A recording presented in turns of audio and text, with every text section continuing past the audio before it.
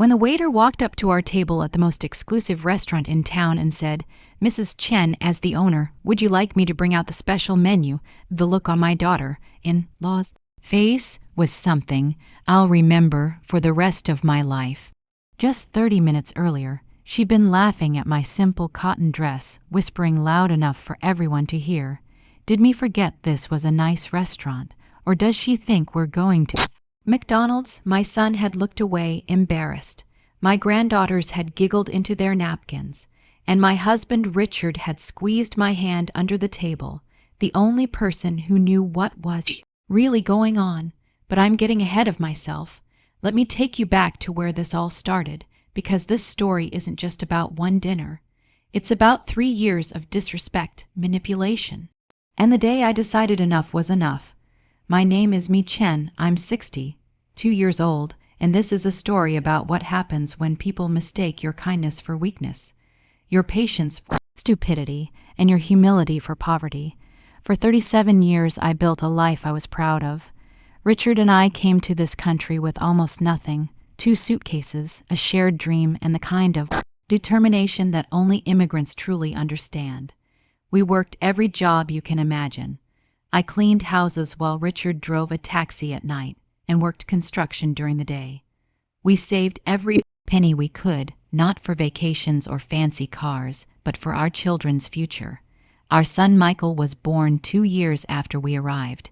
He was our entire world. I remember sewing his school clothes, myself packing his lunches with extra care, making sure he had everything he needed to succeed. Richard and I would eat simple meals, rice and vegetables mostly, so Michael could have meat in his lunchbox. We never told him about the sacrifices. We wanted him to feel secure, loved, never lacking, and it worked. Michael graduated top of his class, got a full scholarship to a good university, and eventually landed a job at a prestigious accounting firm. Richard and I were so proud we could burst. All those years of struggle had paid off. Our son was going to have the life we dreamed of for him. Then he met Jessica. Don't get me wrong. At first, I wanted to love her. When Michael brought her home 7 years ago, I tried so hard to make her feel welcome. She was pretty, well educated, from a wealthy family in the suburbs. I could see she came from a different world than us, but I thought, love bridges all gaps. If Michael loves her, I'll love her too. I spent 3 days preparing for that first dinner. I made all of Michael's favorite dishes, cleaned the house until every surface sparkled, even bought new curtains for the dining room. When they arrived, Jessica walked through our modest home with this expression I couldn't quite read. She smiled, said all the right things, complimented the food, but there was something in her eyes, a distance maybe, or was it judgment? I told myself I was being paranoid. They got married a year later. It was a big wedding at a country club. Jessica's parents paid for everything. Richard and I offered to contribute, but Jessica's mother said, "Oh, don't worry about it, we have it covered," in a tone that felt more like dismissal than generosity. We attended as proud parents, watching our son begin his new life, even though we felt somewhat like guests rather than family. Looking back now, I should have noticed the warning signs earlier. The way Jessica would suggest Michael wear certain clothes before visiting us just to be comfortable, honey. The way she'd always have an excuse when I called to invite them for dinner, too busy, too tired, already had plans. The way she'd accept the red envelopes of money I'd give for holidays, but never quite meet my eyes when she thanked me. But I made excuses for her. She's busy with her career, I'd tell Richard. Young people are different nowadays, I'd say. She's adjusting to our family. Richard was less forgiving. Me, she doesn't respect us, he said one night after Jessica had canceled on Sunday dinner for the 3rd week in a row. She looks down on us because we're not wealthy like her family. Don't say that, I'd replied. She's just different from us. We need to be patient. 3 years ago, everything changed. Richard and I sold our small business, a laundra, mat we'd built from nothing over 25 years. It had been Richard's dream to retire at 65, to finally travel, to spend time with future grandchildren without the constant worry of bills and rent. We'd built that laundromat coin by coin, customer by customer. When a developer approached us about buying the property, we didn't take it lightly. We spent months negotiating, consulting with lawyers, making sure we got a fair price. When we finally sold, it was for $2.3 million, an amount that shocked us both. We'd spent our whole lives counting pennies, and suddenly we had more money than we'd ever imagined. But here's the thing about wealth. We didn't need anyone to know we'd lived modestly our entire lives, and sudden displays of money felt wrong, almost obscene. We invested most of it wisely, set up retirement accounts, created a trust for Michael and any future grandchildren. We kept enough to live comfortably, to finally take that trip to Europe we'd always dreamed about, to fix up the house. But we didn't change our lifestyle dramatically. We still lived in our same modest home, still drove our 10-year-old cars, still shopped at discount stores and clipped coupons. Not because we had to anymore, but because that's who we were. Frugality wasn't poverty. It was wisdom, stewardship, respect for the value of money. We didn't tell Michael about the full extent of the sale. We told him we'd sold the business for enough to retire comfortably, which was true, but we didn't mention the exact amount. Richard felt strongly about this. If Michael needs help, we'll give it freely, he said. But I want to know our son loves us for us, not for what we can provide. I agreed, and for a while life was peaceful. Then the twins were born. Emma and Sophie arrived 2.5 years ago, 2 beautiful granddaughters that made my heart overflow with joy. I was at the hospital within an hour of Michael's call, had been knitting blankets and booties for months before their arrival. When I held them for the first time, tears streamed down my face. This was what everything had been for. These perfect little girls, this continuation of our family. Mom, meet your granddaughters, Michael had said, his voice thick with emotion. He looked at me with such love in that moment, like he remembered everything we'd done for him, everything we'd sacrificed. Jessica was exhausted from the delivery, but gracious. Thank you for coming. Me, she said, and for a brief window, I felt like maybe things would be different. Maybe being a grandmother together would bring us closer. It didn't. Within weeks, the dynamic became clear. Jessica's mother, Patricia, was there every day, running the household, making decisions about the babies, taking up all the space. When I'd call to ask if I could visit, Jessica would say, Mom, here helping right now, maybe another time. When I'd arrive with meals I'd cooked, Patricia would glance at them and say, Oh, we already have a meal service delivering. But thank you, me. I tried not to take it personally. New mothers need their own mothers. I told myself, give it time, but time didn't help. As the twins grew, the exclusion became more deliberate. The girls' first birthday party was at an expensive indoor play center, filled with Jessica's friends and family. Richard and I sat at a table in the corner, barely acknowledged. When it was time to cut the cake, they called up the grandparents for photos. But only Patricia and Jessica's father stood up. Someone had to say, what about Michael's parents? Before we were awkwardly added to the picture, Michael was changing too. He'd been avoiding my calls, responding to my texts with 1 or 2 words. When we did see him, he seemed stressed, distant. Jessica had him working longer hours, taking on extra clients, always pushing for more. They'd bought a huge house in an expensive neighborhood. Michael mentioned something about keeping up with Jessica's family's expectations. Son, are you happy? I asked him once, during a rare moment alone. He'd looked at me with tired eyes and said, I'm fine, Mom. This is just what adult life looks like. But he didn't look fine. He looked exhausted and trapped. Then came the moment everything changed, the incident that set all of this in motion. It was exactly 2:34 p.m. on a Tuesday afternoon, April 16th.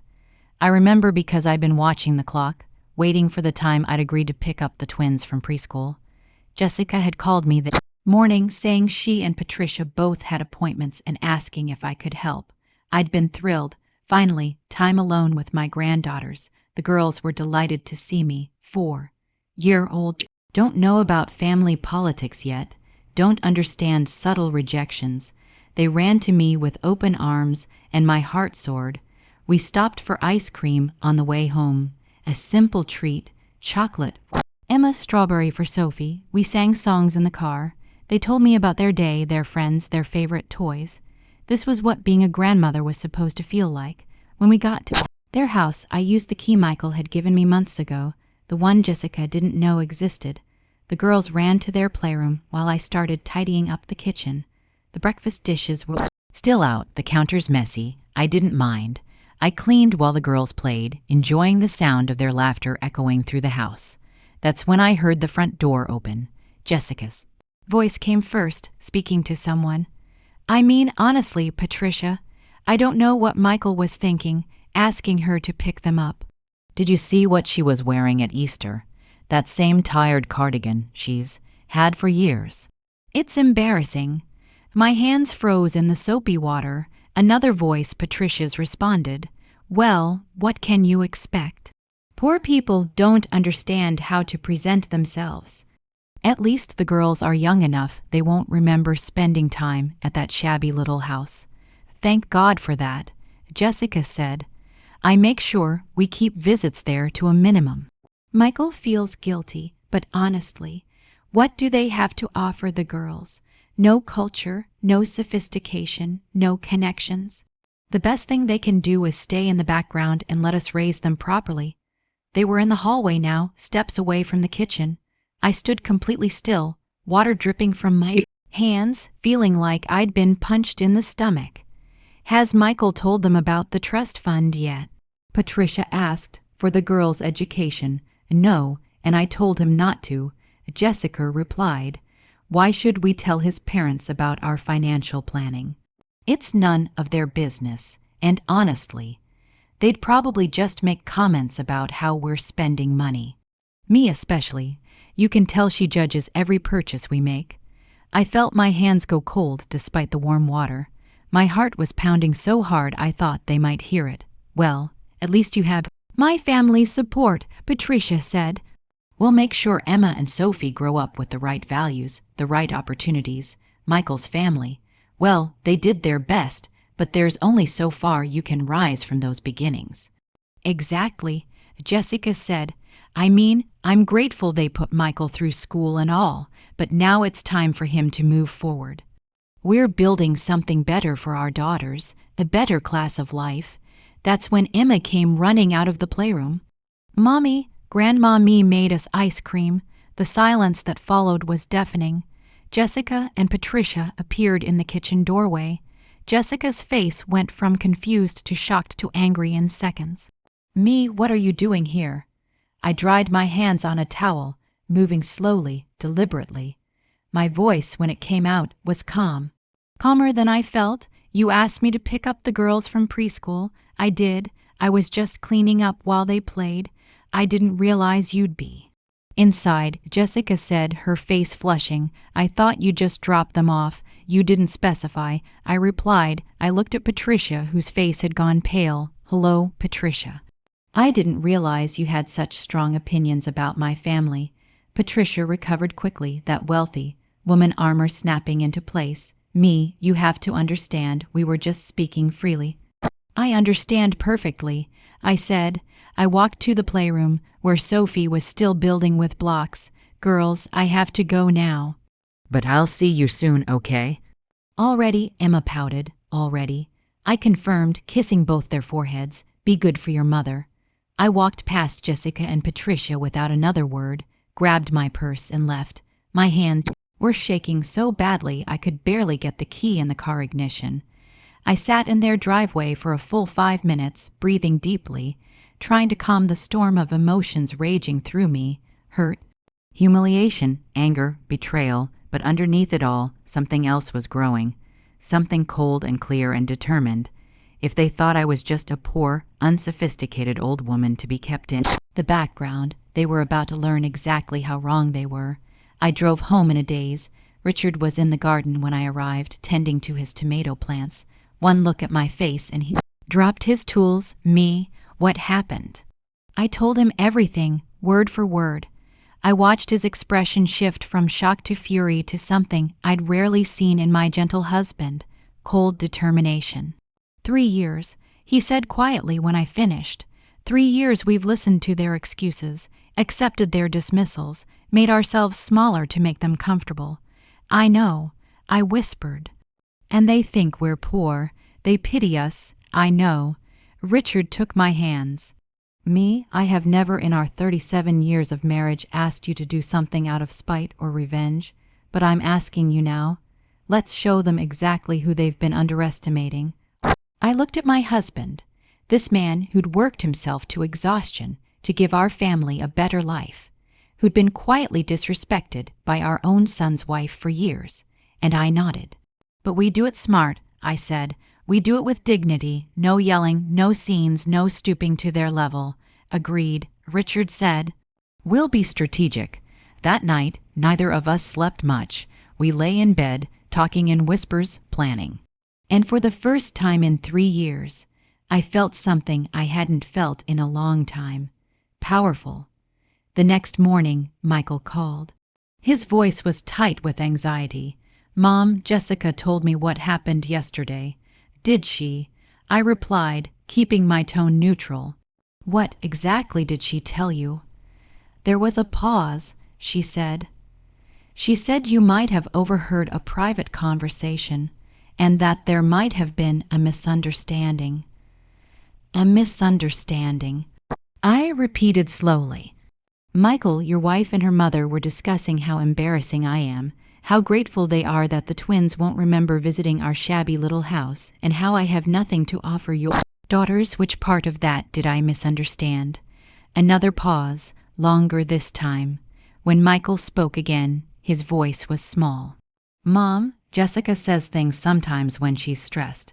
She didn't mean it the way it sounded. What does that mean, son? She didn't mean it, or she didn't mean for me to hear it. That's not fair. Fair? I felt my composure slip slightly. Michael, for 3 years I've made excuses for her, for you both. I've accepted canceled dinners, excluded holidays, being treated like a second-class grandmother. I've stayed quiet because I didn't want to make things difficult, but I won't accept being mocked in my own family. I raised you better than that. Mom, please, Jessica wants to apologize. Can we all sit down and talk? I closed my eyes. Part of me, the mother part that had sacrificed everything for this man, wanted to say yes. Wanted to smooth things over, keep the peace, maintain access to my granddaughters. But Richard was watching me from across the room, and I thought about what he'd said. They think we're poor. They pity us, Michael. I need some time, I said finally. Tell Jessica I accept her apology, but I need space right now. How much space? I don't know yet. I'll call you when I'm ready. I hung up before he could respond. For the next week, I didn't answer their calls. Michael left voicemails, increasingly desperate ones. Jessica sent text messages apologetic at first, then frustrated, then angry. Patricia even called once, offering a stiff apology that sounded rehearsed and insincere. But I wasn't ignoring them out of pure anger. I was busy. Richard and I had always handled our finances privately. Even our accountant only knew what he needed to know. But now we needed to get strategic, and that meant bringing in someone who could help us understand our full options.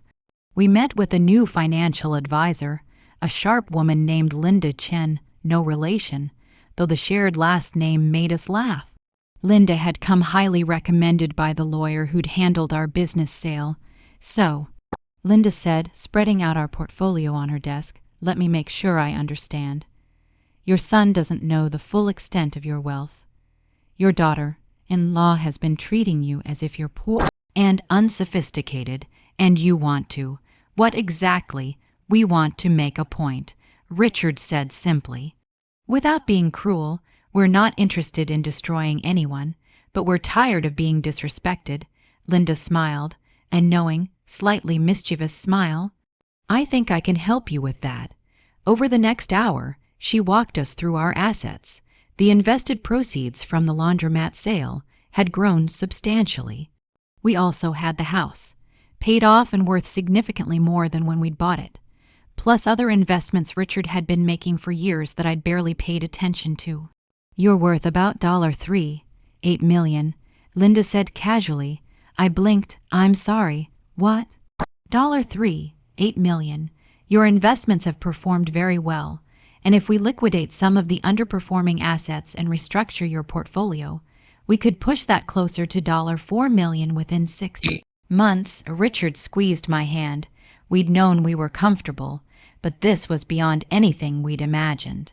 Now, Linda continued, you mentioned something about a family dinner, a public setting where you could make your point.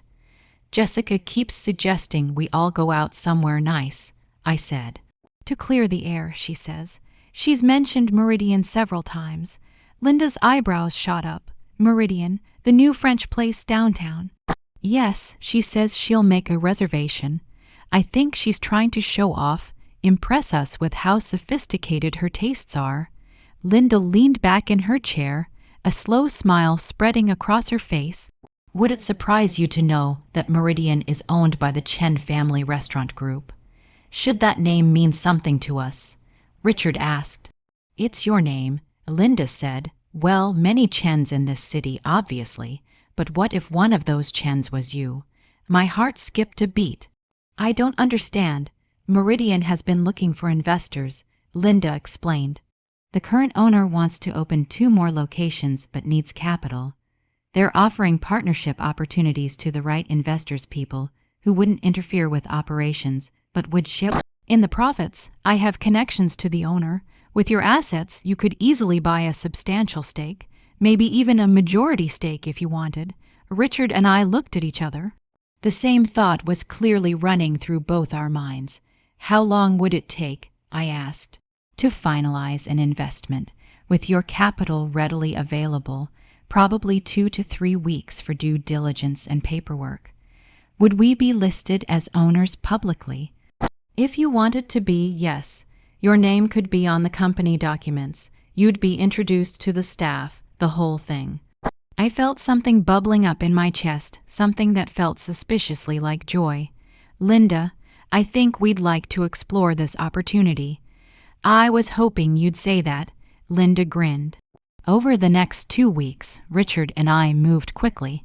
We met with the current owner of Meridian, a tired-looking man named Philippe, who'd built his dream restaurant but exhausted himself in the process. When Linda introduced us as potential investors, I could see him trying to hide his skepticism. We didn't look like the typical investors he was probably used to. No designer clothes, no flashy watches. But when Linda laid out our financial capability, Philippe's demeanor changed completely. Mr. and Mrs. Chen, he said carefully, I need to be honest. I've had many people express interest in investing, but most want to change my vision, interfere with the menu, turn this into something commercial. This restaurant is my art. We have no intention of changing anything, Richard assured him. We're not restaurateurs. We ran a laundromat for 25 years. We know how hard it is to build something from nothing, and we respect your vision. We're interested in being silent partners, financially invested, but not operationally involved, though I would like to occasionally visit, I added with a small smile. The reviews say your duck confit is exceptional. Philippe laughed, the first genuine emotion we'd seen from him. It is, and you know what, I think we can work together.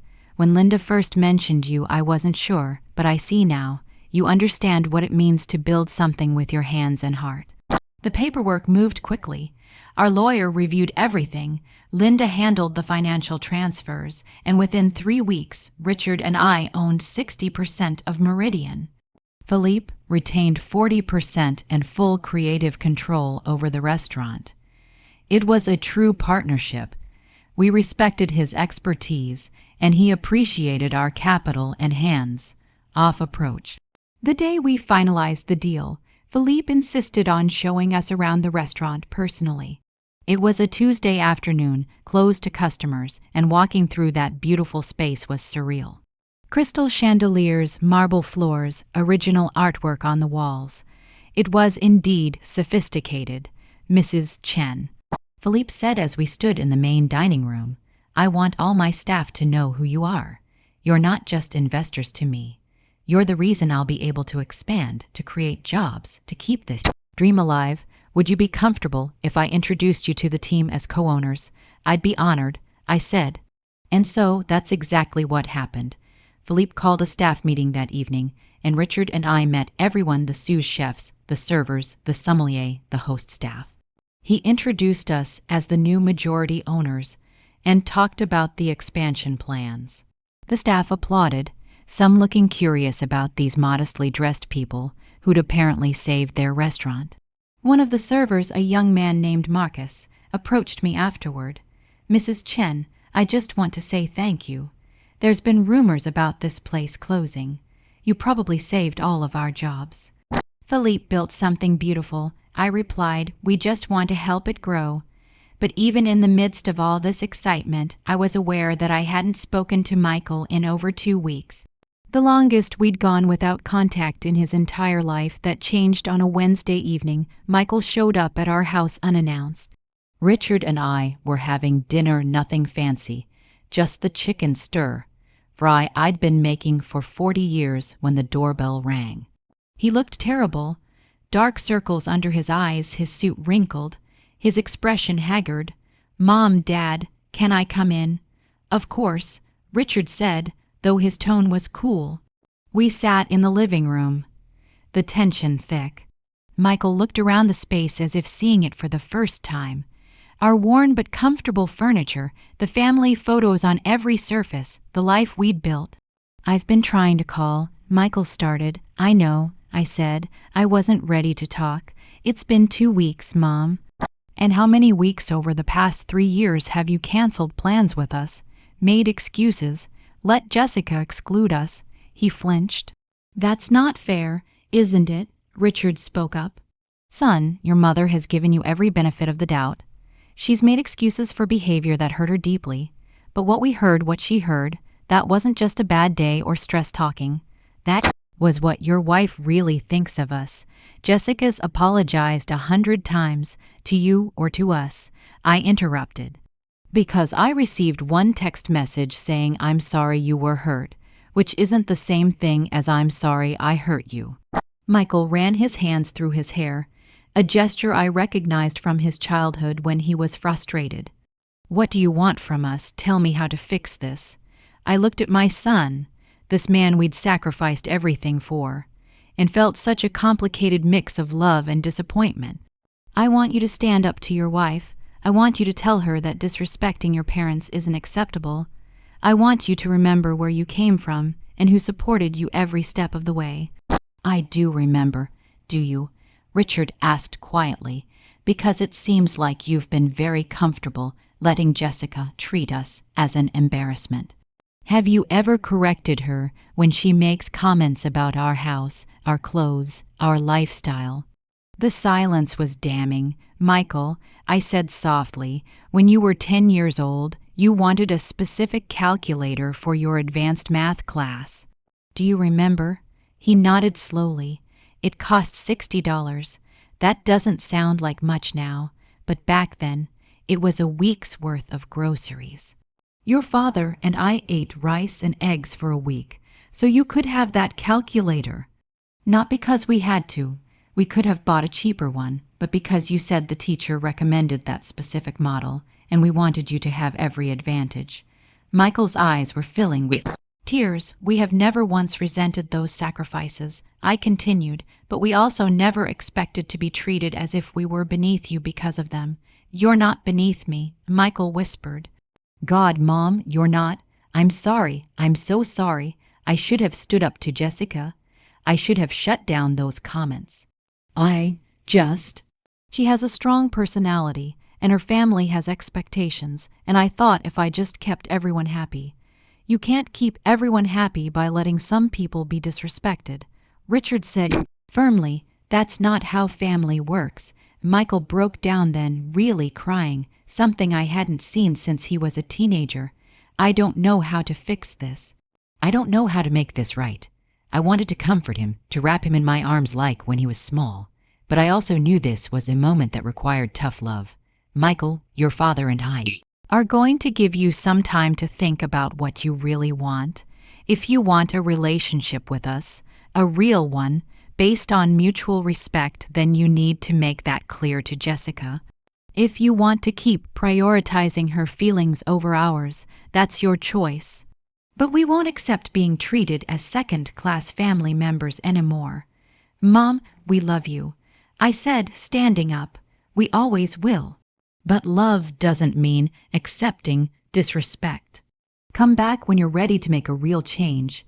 After Michael left, Richard and I held each other in the living room for a long time. That was the hardest thing I've ever had to do.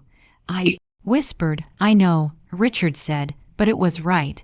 Little did we know, things were about to get even more complicated.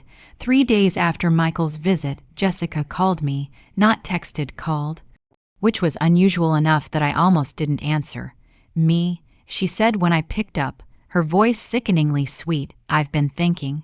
We all need a fresh start, a chance to move past this misunderstanding. What if we all went to dinner together? Somewhere really nice, my treat. I know you and Richard don't usually go to fancy places, but I think it would be a lovely gesture. I held the phone away from my ear for a moment, taking a deep breath. What kind of place did you have in mind? Well, there's this new restaurant downtown, Meridian. Very upscale French cuisine. I've been dying to try it, and I thought it would be a nice way to show that we're all family, regardless of background differences. Regardless of background differences. The condescension was breathtaking. When were you thinking? I asked, keeping my voice neutral. This Saturday evening. I'll make a reservation for 6 o'clock. The twins can come too. They have a children's menu, surprisingly. Saturday works for us, I said. Thank you for the invitation, Jessica. Wonderful. She sounded so pleased with herself, and me. Please dress nicely. I know you're more comfortable in casual clothes, but this place has a dress code. Maybe something other than those cardigans you always wear. I gripped the phone tighter. I'll see what I can find in my closet. After I hung up, I sat very still for a moment. Then I started laughing, really laughing, the kind that comes from deep in your belly. Richard came running from the other room. Me, are you all right? She invited us to Meridian. I managed between laughs. She wants to take us to our own restaurant to show us how sophisticated she is. Richard's eyes widened, and then he started laughing too. We stood in our kitchen, holding onto each other, laughing until tears ran down our faces. But after the laughter faded, we got serious. We need to plan this carefully, Richard said. We're not doing this to humiliate her. We're doing this to make a point. Agreed, I said. I want her to understand that she's been judging us based on appearances, that wealth isn't always visible, and that respect should never be conditional on someone's perceived status. Should we tell Michael? Richard asked. I thought about that. No. This needs to be between us and Jessica. Michael will either support her or us, and he needs to make that choice on his own. Over the next 3 days, Richard and I planned every detail. I called Philippe and explained the situation, leaving out the most personal parts, but making it clear that we'd be dining with family members who didn't know about our ownership. Philippe was amused and supportive. Mrs. Chen, this will be handled with complete discretion until you give me the signal. Thank you, Philippe. And please call me. I also went shopping, something I rarely did with any seriousness. With Linda Chen's help, I found a simple but elegant dress. Nothing flashy, no designer labels, just a well-cut navy dress that was appropriate for a nice restaurant. Richard got a new suit jacket. We looked respectable but not wealthy. Perfect. On Friday night, I barely slept. Part of me was excited, but another part felt slightly sick. Was this petty? Was I stooping to their level? Richard and I talked about it in the darkness of our bedroom. We could cancel. Richard said, just not go. Take the high road. We've been taking the high road for 3 years. I replied, and where has it gotten us? They think we're poor, unsophisticated, and embarrassment. Michael won't stand up to his wife. Something needs to change, Richard. You're right, he said after a moment, and honestly, I'm tired of being treated like we're not good enough. I worked my entire life to provide for my family. I won't be ashamed of who we are or weren't. Saturday arrived with perfect spring weather. I dressed carefully, keeping my appearance simple but neat. Richard looked handsome in his new jacket. We drove to Meridian in our modest sedan. We'd briefly discussed getting a luxury car for the occasion, but that felt too much like showing off. This wasn't about flaunting wealth. It was about revealing truth. We arrived at 5:55 p.m. Meridian stood on a corner downtown, all glass windows and elegant lighting. It was, objectively, a beautiful restaurant. I felt a genuine swell of pride that we'd helped preserve it. Michael's luxury SUV was already in the parking lot. As we walked toward the entrance, I saw Jessica through the window. She was wearing a designer dress I recognized from magazines, her hair professionally styled. Patricia was there too, which I hadn't expected. The twins were dressed like they were attending a wedding. This was going to be quite an evening. The host at the front was Marcus, the young server who'd thanked me on that first day. His eyes widened slightly when he saw us, but he maintained his professional composure beautifully. "Good evening. Do you have a reservation?" Before I could speak, Jessica's voice rang out from across the restaurant. "They're with us." She waved us over to a large table by the window. The best table in the house, I noticed. Philippe's doing, probably. As we approached, I took in the scene. Michael looked anxious, his eyes darting between his wife and his parents. The twins were coloring on special placemats. Patricia wore an expression of barely disguised condescension as she looked us over. And Jessica was beaming, the picture of generous hospitality. "Me, Richard, I'm so glad you made it." Jessica stood an air, kissed both of us, a gesture she'd never made before. "Don't you both look nice? See, I knew you had it in you to dress up." I smiled blandly and took my seat. Richard squeezed my hand under the table. "Mom, Dad, you remember Patricia." Michael said unnecessarily. "Of course," Richard replied. "Hello, Patricia." Patricia nodded. "Richard, me, that's a lovely dress. Is it new?" "Relatively," I said. A server approached, young woman named Sophie, coincidentally the same name as one of my granddaughters. "Good evening. Can I start you with something to drink?"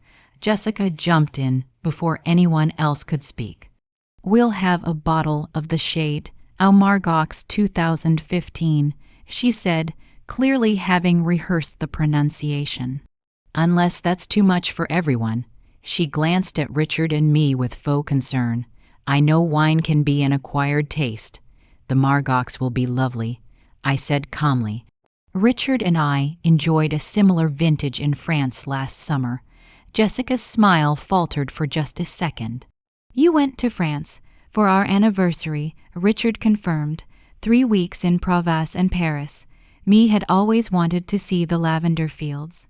I watched Jessica process this information, trying to square it with her image of us as unworldly.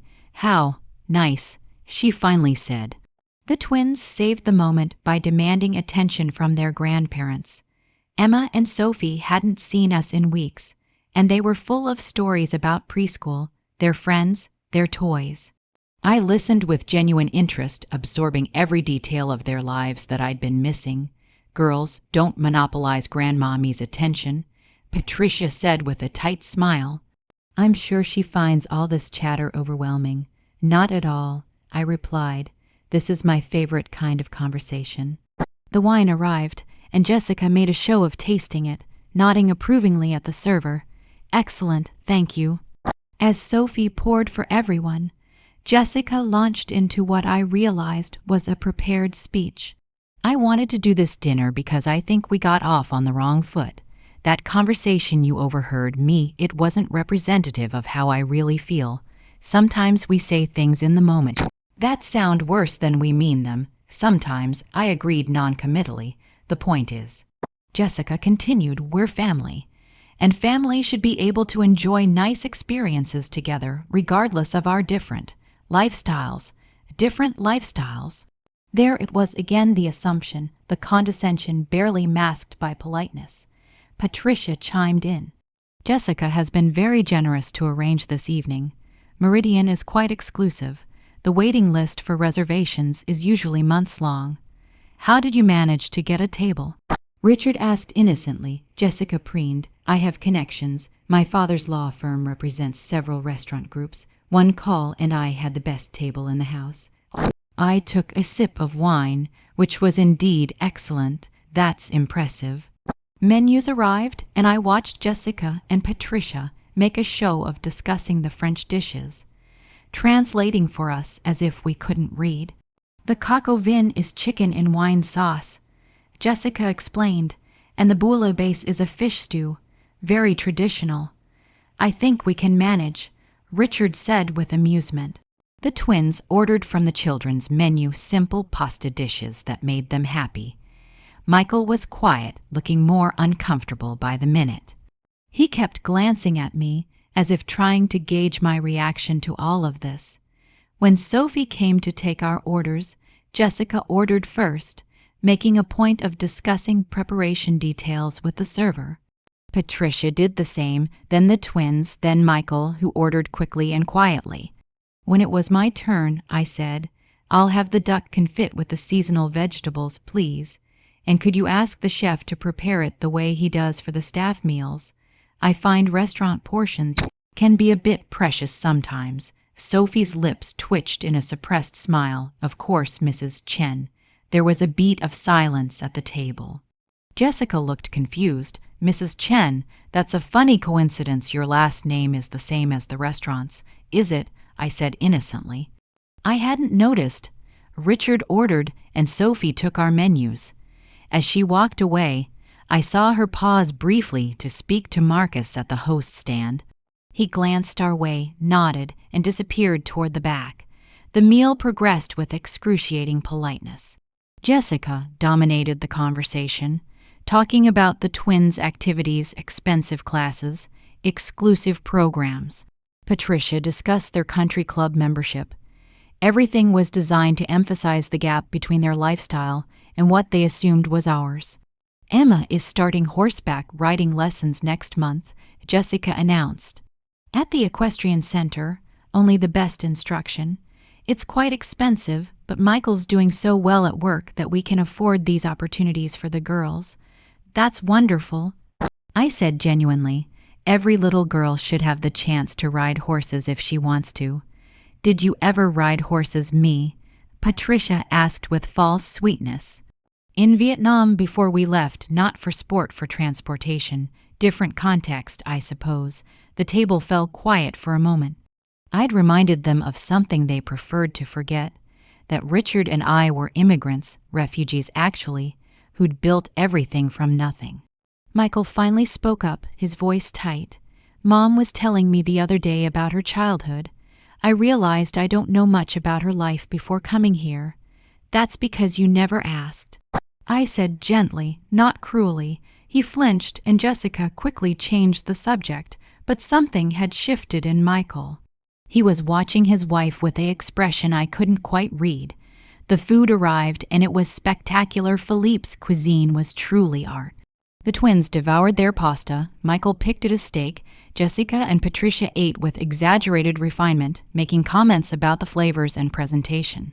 My duck confit was perfect, crispy skin, tender meat. Exactly as I remembered from the staff meal I'd had during our first visit to the restaurant. Richard's beef bourguignon was equally excellent. How's your food, me? Jessica asked with exaggerated concern. Not too rich for you. I know you're used to simpler fare. It's perfect, I replied. Philippe really is a master at his craft. Philippe? Jessica frowned. You know the chef's name. I believe it's on the menu, I said, though of course I knew Philippe personally at this point. We'd had lunch together twice while finalizing the investment details. Jessica looked mollified. Oh, right. We were halfway through dinner when I saw Philippe emerge from the kitchen. He was making his rounds of the dining room, stopping at tables to greet guests personally, something he did every evening. He was getting closer to our table, and I could feel my heart rate increasing. Richard reached for my hand under the table. This was it, the moment we'd planned for. But even as it approached, I felt a flutter of doubt. Was this cruel? Would Michael ever forgive us? But then I caught Jessica's expression as she watched an elegant older couple at the next table. A look of such satisfaction, such superiority, as if being in this restaurant with these people confirmed everything she believed about herself and about us. My doubt evaporated. Philippe reached our table, his professional smile in place. "Good evening, everyone. I hope you're enjoying your meal. It's exceptional," Jessica said immediately, clearly thrilled to be acknowledged by the chef. "Everything has been perfect. My father has been raving about this place for months. How wonderful," Philippe said warmly. "We appreciate loyal patrons." His eyes moved around the table, and when they reached Richard and me, his expression shifted to something more personal. "Ah, Mrs. Chen, Mr. Chen, I didn't realize you were dining with us this evening. If I'd known, I would have prepared something special." The table fell silent. Jessica looked confused. "You know each other, know each other." Philippe's eyebrows rose. "Mrs. Chen me. She and her husband are." That's when Marcus approached the table. Impeccable timing. "Excuse me, Chef, Mrs. Chen. There's a small matter with the paperwork for the expansion you wanted to review. Do you have a moment after dinner?" The world seemed to slow down. I watched realization dawn on different faces at different speeds. Michael's eyes widened, his mouth opening slightly. Patricia's expression shifted from confusion to shock to something like horror. Jessica just looked bewildered, her eyes darting between me, Philippe, and Marcus. "Paperwork? What paperwork? Why would me? I'm sorry," Philippe said smoothly, though I could see the amusement in his eyes. "Did you not know? Mr. and Mrs. Chen are the owners of Meridian. Well, majority owners. I retained a 40% stake, but they are the reason we're expanding to 2 new locations next year." The silence that followed was absolute. Even the twins stopped chattering. Jessica's face went through a remarkable transformation: confusion, disbelief, shock, and finally a deep, mortified red.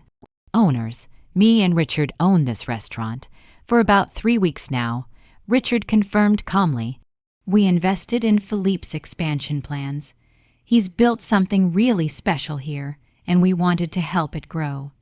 But you're..." Jessica's voice trailed off as she realized she was about to say something insulting in front of the actual owner of the establishment. "Poor," I supplied gently. "Is that what you were going to say?" Patricia had gone pale. Michael was staring at us as if seeing his parents for the first time. Philippe, reading the room expertly, gave a small bow. "I'll leave you to your dinner. Me, Richard, we'll talk about that paperwork another time. Enjoy your evening." He squeezed my shoulder gently as he left, a gesture of support. The table remained frozen. One of the twins, Emma, broke the silence with childish directness.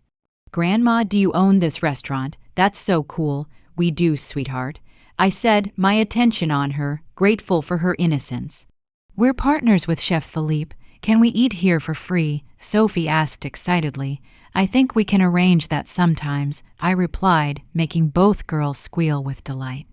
But the adults were a different story. Jessica seemed incapable of speech, her mouth opening and closing soundlessly. Patricia had recovered enough to look furious whether at us for not revealing this sooner or at herself for underestimating us. I couldn't tell. Michael found his voice first. "Mom, Dad, you own Meridian. This entire time you've owned Meridian and you didn't tell us. You didn't ask," I said simply. "Just like you haven't asked about many things in our lives over the past 3 years. But this is huge. This is a major investment. How did you where did you get the capital for something like this?" Richard spoke up, his voice steady and calm. "Son, when we sold the laundromat 3 years ago, we told you we sold it for enough to retire comfortably. That was true, but perhaps we understated exactly what comfortably meant. The business sold for $3 million. We invested that money wisely, and it's grown. We used a portion of those assets to partner with Philippe." The numbers seemed to hit Jessica like physical blows. $3 million. You've had $3 million this whole time. More than that now. I said, "Our investments have performed well." Jessica's face was scarlet now. and I could see her mind racing, recalculating everything she thought she knew about us. You let me pay for this dinner. You let me bring you here like I was doing you a favor, like you couldn't afford a place like this on your own, and the whole time you assumed we were poor based on how we dressed and where we lived. I interrupted, my voice still calm but with an edge now. You judged us, dismissed us, treated us as an embarrassment.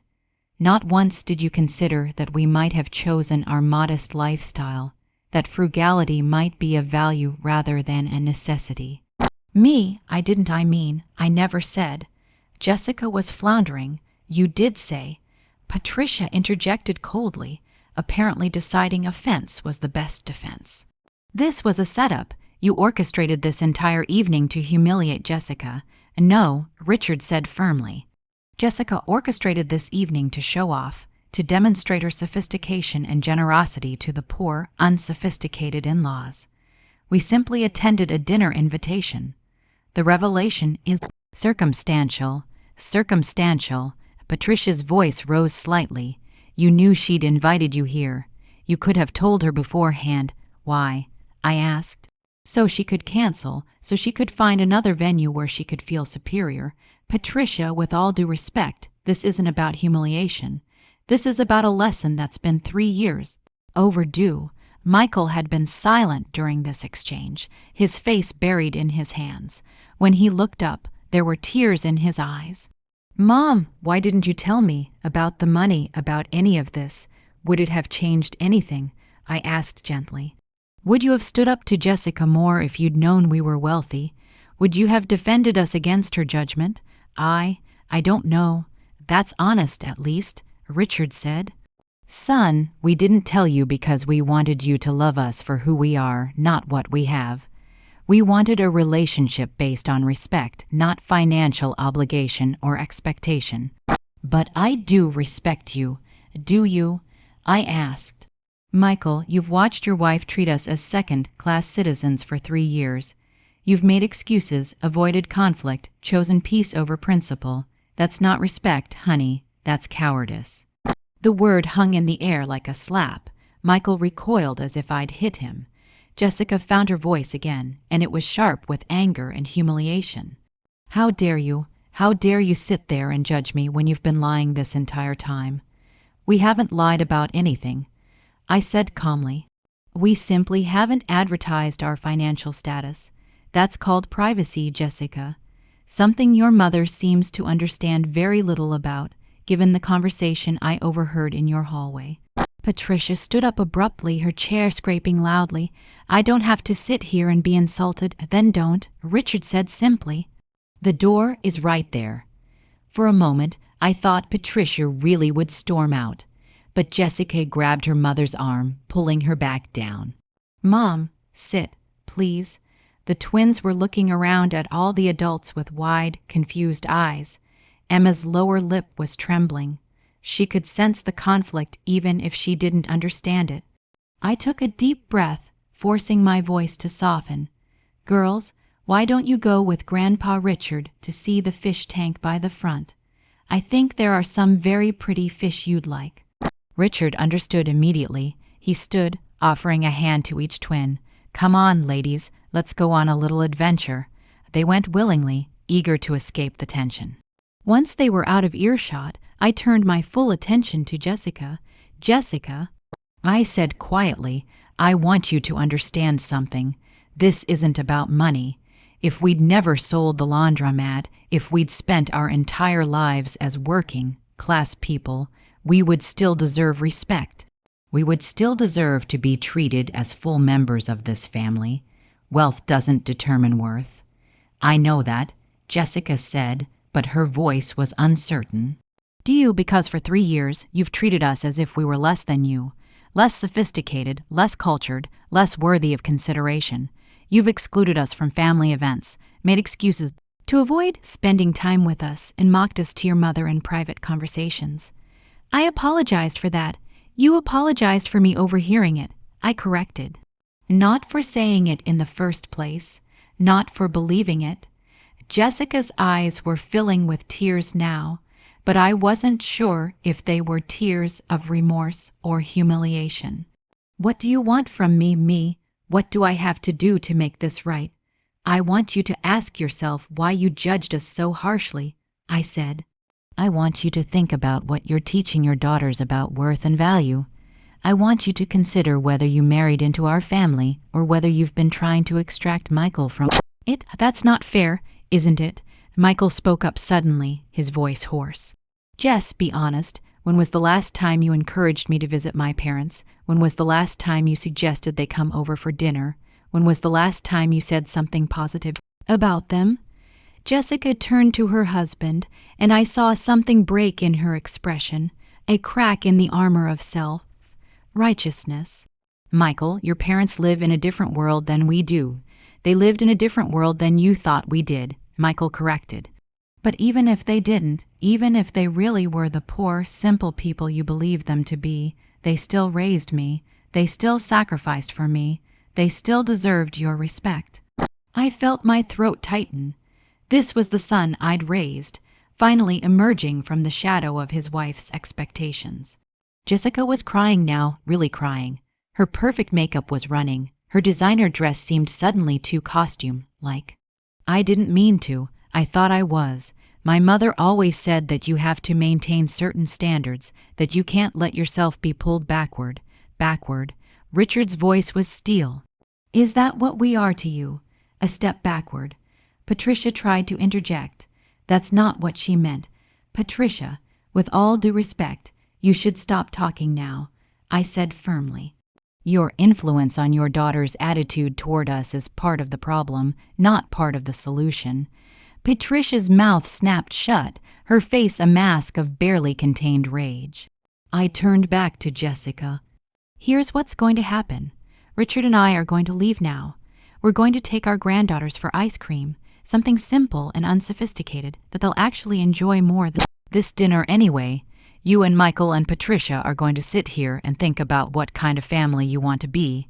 Me, Jessica started. I'm not finished, I said, though not unkindly.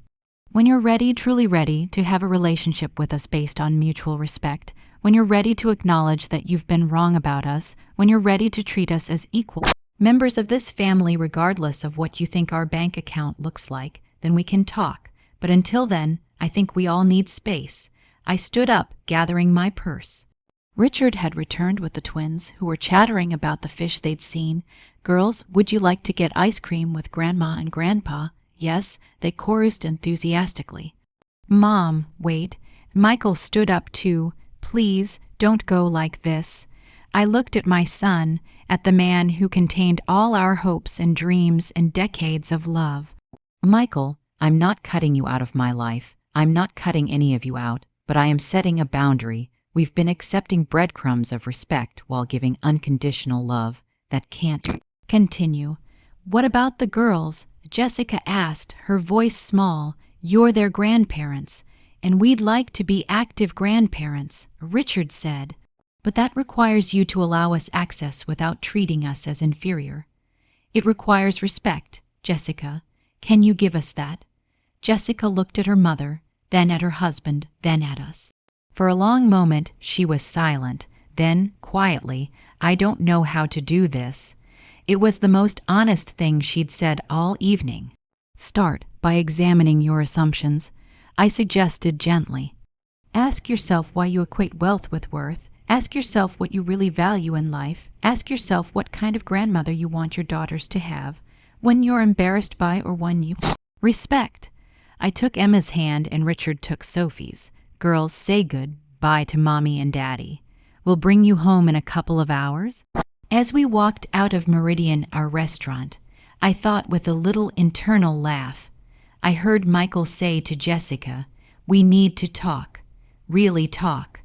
Marcus was at the front desk as we passed. Mrs. Chen, I hope everything is all right. Everything is going to be fine, I assured him. Please tell Philippe thank you for the excellent meal, and Marcus, charge the dinner to our account, please. His eyes widened slightly. All of it, including the very expensive wine Jessica ordered. I smiled. Consider it an investment in family education. Outside, the evening air was cool and perfect. The twins skipped ahead, already forgetting the tension they'd witnessed, focused entirely on the promise of ice cream. "Me," Richard said quietly. "That was either the bravest thing you've ever done or the craziest. Maybe both," I admitted. "Are you okay? I'm proud of you," he said simply. "I'm proud of us." We took the girls to a simple ice cream shop, the kind with plastic chairs and paper napkins, nothing fancy. They got enormous sundaes with extra sprinkles and were perfectly delighted. As I watched them eat, giggling and getting chocolate syrup on their faces, I thought about how simple joy really is, how little it has to do with expensive restaurants or designer clothes. "Grandma," Emma said suddenly, "why was Mommy crying?" I chose my words carefully. Sometimes grown-ups have disagreements, but it doesn't mean we don't love each other. "Do you love Mommy?" Sophie asked with a child's directness. "I want to have a good relationship with your Mommy," I said honestly. "And I think we're going to work on that." "Good," Emma said decisively. "Because you're my grandma and she's my Mommy and you should be friends." "You're very wise," I told her. When we returned the girls to their house 2 hours later, Michael answered the door alone. He'd been crying, his eyes were red and puffy. "Mom, Dad," he said immediately, "can we talk, just for a minute?" We sent the twins inside to find Jessica, and the three of us stood on the front porch in the growing darkness. "I've been a terrible son," Michael said without preamble. "I let Jessica treat you horribly because it was easier than standing up to her. I let her family's wealth and status intimidate me, and I forgot where I came from. I forgot who raised me and what you taught me about respect and dignity." "Michael," I started. "No, please let me finish." He took a shaky breath. "When you said I've been cowardly, it hit me like a truck because it was true. I've been hiding behind keeping the peace when really I was just avoiding conflict. I let the woman I love disrespect the people who gave me everything." "Do you love her?" Richard asked quietly. "Truly?" Michael looked startled. "Yes, of course, then help her become better," I said. "Michael, Jessica isn't a bad person. She's a product of her upbringing, her environment, her mother's values, but she can grow. You both can. The question is whether you're willing to do the hard work." "What hard work?" "Building a marriage based on your own values, not her mother's. Setting boundaries with Patricia.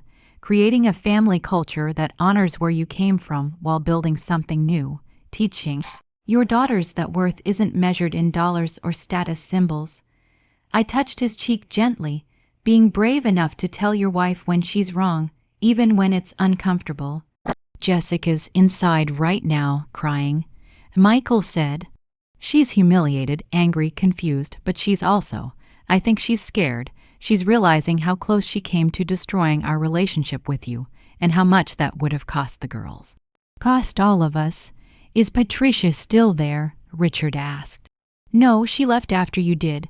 Honestly, I think this is the first time Jessica and I have really talked without her mother's influence hovering over us."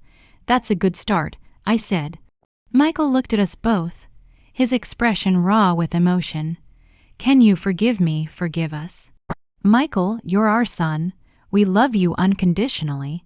But love and forgiveness don't mean accepting disrespect. So yes, we forgive you, but things have to change, really change." "They will." He promised. "I'll make sure of it." "Don't make promises yet." Richard advised, "Make changes. Show us through actions, not words." We left him standing on the porch, thinking about everything that had happened. As we drove home, Richard reached for my hand. "That was exhausting. It was necessary," I replied. "Do you think they'll really change?"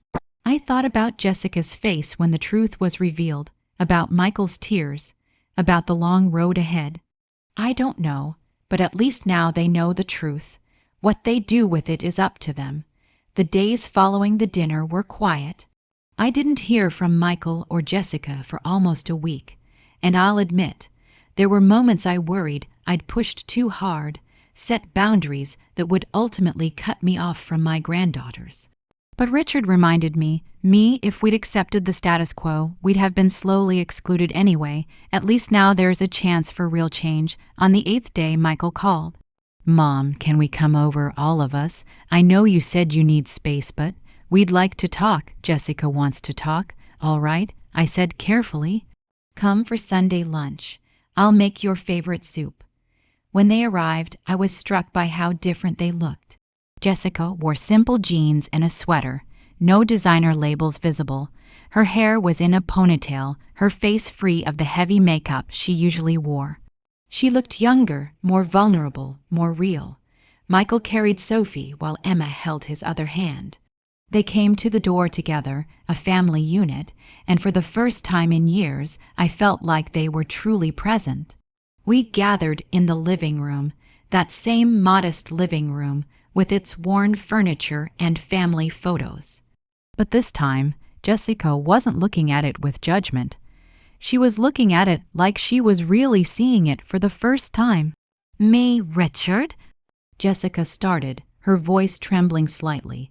I've spent the past week doing some hard thinking, and therapy, actually.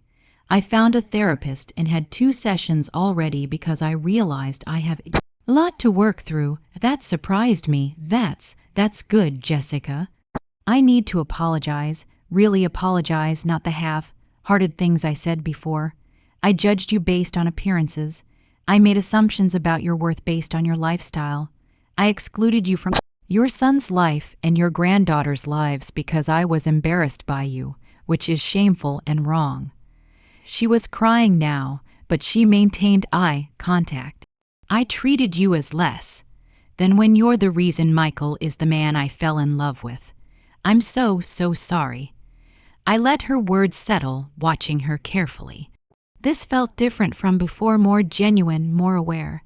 Why the change, Jessica? Is it because you found out we have money? No, she said firmly. I mean, that shocked me, obviously, but honestly, it made me feel worse. I've been judging you for being poor, and then I found out you weren't poor at all, which made me realize how arbitrary and shallow my judgments were.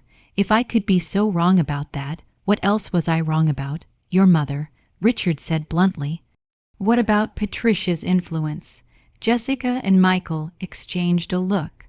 I've told Mom that she needs to back off, Jessica said. That we're making decisions about our family without her input. She's not happy about it, and honestly, we're probably going to need some space from her while we figure out our own values. That must be hard, I said, and I meant it. As much as Patricia had been a source of conflict, she was still Jessica's mother. It is, Jessica admitted. But Michael helped me see that I've been living my life trying to please her, trying to meet these standards she set that aren't even mine. The house, the cars, the country club membership. A lot of it is about keeping up appearances for her sake, not because it makes us happy. Michael spoke up. We've been living beyond our means, actually, trying to maintain the lifestyle Jessica's family expects. I've been working myself to death, taking on extra clients, stressed constantly. And for what? To afford things we don't even really want. So what are you going to do? Richard asked. We're making changes, Michael said. We're going to downsize the house, reevaluate our spending, focus on what actually matters: family, the girls' well-being, our marriage. And we want you both to be a real part of that. Not occasional visitors we tolerate, but grandparents who are actively involved in Emma and Sophie's lives. I felt tears welling up. That's what we've always wanted. I know, Michael said quietly. I'm sorry it took so long for me to fight for it. The twins had been sitting quietly, sensing the importance of the adult conversation. Now Sophie climbed into my lap, and Emma went to Richard. Grandpa, can we see your tomatoes? Emma asked, of course. Richard said, his voice thick with emotion. Let's go check on them. After they left for the garden, Jessica stayed behind with me while Michael followed his father and daughters outside. We sat in silence for a moment. Jessica said finally, can I ask you something? Of course. How did you and Richard build such a strong partnership? You seem so united. Even when Michael and I are trying to work together, we're often on different pages. I thought about how to answer that.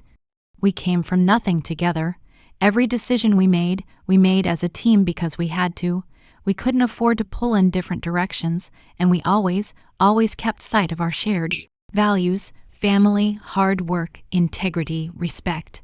My parents never modeled that, Jessica admitted. My father worked constantly. My mother spent constantly. They loved each other, I think, but they were never really partners. They had separate spheres of influence. It's not too late to build something different, I said gently, but it requires both of you to be honest about what you want, not what's expected of you. I want Emma and Sophie to have grandparents who love them, Jessica said. All their grandparents, not just mine. I want them to learn values like hard work and frugality and humility. I want them to know that worth isn't about what you wear or where you live. And I want them to know their heritage, your story, how you and Richard built a life from nothing. We'd like that too, I said softly. Jessica reached across and took my hand the first time she'd ever initiated physical contact with me. Can we start over, not erase the past, but build something new from here? I squeezed her hand. Yes, but it's going to take time, Jessica. Trust is rebuilt slowly, I understand, she said. I'll show you through actions, not just words. It's been 6 months since that dinner at Meridian, and I can honestly say our family is in a better place than it's ever been. Not perfect, we still have moments of tension, still navigate complicated dynamics, but there's a foundation of respect now that didn't exist before. Jessica has kept her word about therapy. She's working through a lot of her mother's conditioning, learning to separate her own values from the expectations she was raised with. She and Michael have downsized to a smaller house that they actually love. They've cut back on unnecessary expenses, and Michael has a better work-life balance. Most importantly, they've prioritized family time. We see Emma and Sophie at least twice a week now, sometimes for simple dinners at our house, sometimes for trips to the park or museum. The girls are learning about their heritage, asking questions about Vietnam, about our journey to America, about the laundromat and the years of hard work. Last month, Emma asked me, "Grandma, were you poor when Daddy was little?" I thought carefully about my answer. We didn't have much money, sweetheart, but we were never poor in the ways that matter. We had love and hope and each other. Like us now, she asked. Exactly like you now, I confirmed. Patricia has been the hardest adjustment. She's still involved in their lives, but with boundaries now. Jessica stands up to her mother when she makes condescending comments. It's awkward and uncomfortable, but it's necessary. Richard and I have found new joy in our role as active grandparents. We take the girls to Meridian. Sometimes Philippe always makes a fuss over them, creates special dishes just for the twins. But we also take them to simple places, the playground, the public library, the same parks where we used to take Michael. The restaurant partnership has been wonderful. Philippe opened the second location last month, and we're planning the third for next spring. It's given us a project to be excited about in our retirement years, a way to stay engaged with the community.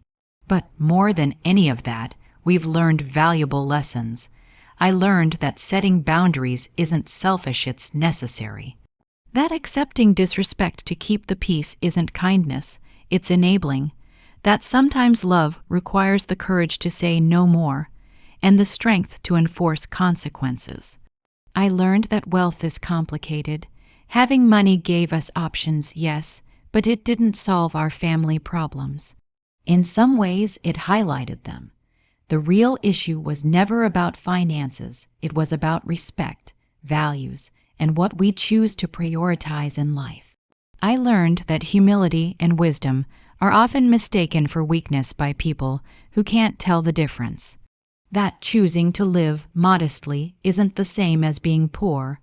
That quiet strength is still strength, even when others don't recognize it. I learned that grown children need to be allowed to fail, to face consequences, to learn hard lessons. That protecting them from every discomfort isn't parenting. It's smothering. And I learned that it's never too late to stand up for yourself, to demand respect, to rewrite the narrative of your family story.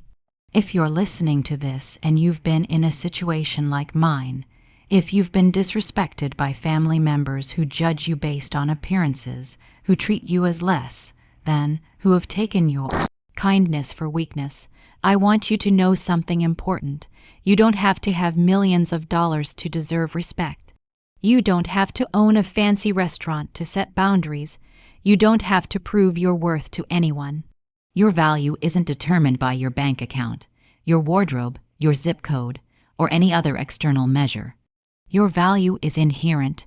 You are worthy of respect simply because you're a human being, a family member, a person who has lived and loved and worked and sacrificed. And if people in your life can't see that, if they continue to treat you as less, then no matter what you do, then it's okay to create distance. It's okay to say no more. It's okay to protect your dignity. Sometimes the most loving thing you can do is set a boundary and enforce it. Sometimes the best gift you can give your children or grandchildren is showing them that self-respect matters more than keeping the peace. I don't regret that dinner at Meridian. I don't regret the moment when the truth was revealed and Jessica had to confront her assumptions. Yes, it was uncomfortable. Yes, it created a crisis. But crisis creates opportunity for change, and change was desperately needed. Could I have handled it differently? Maybe. Could I have been gentler, more private, less dramatic? Possibly, but I also know that 3 years of gentle conversations and private protests had changed nothing. Sometimes you need a memorable moment, a line in the sand, a point of no return.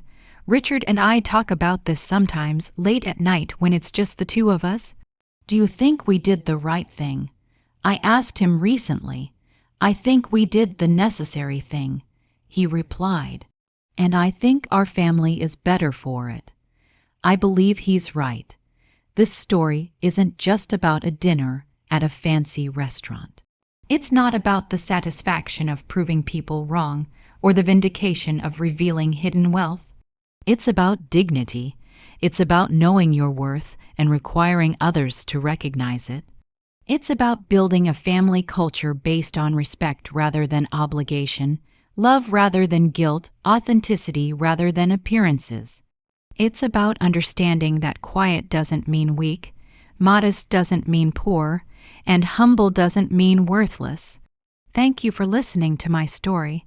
I hope it resonated with you, made you think, maybe even made you feel less alone if you're facing similar challenges in your own family.